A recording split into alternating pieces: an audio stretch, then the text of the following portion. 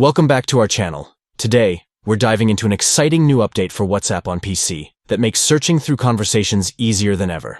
If you've ever struggled to find that one important message, this guide is for you. Let's get started. First, the first step is to open your WhatsApp account on your PC. Make sure you're logged in so you can access all your chats and contacts without any issues. Once you're in, open the conversation you want to search within. Scroll through your chats and select the specific chat where you need to find a message.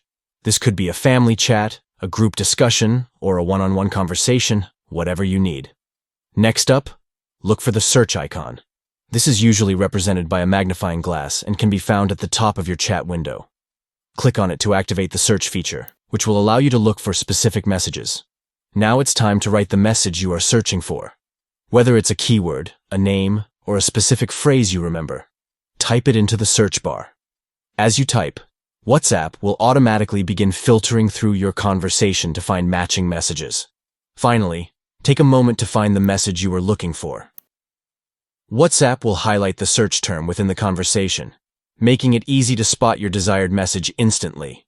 You can scroll through the results to find context around the message if needed, and that's it.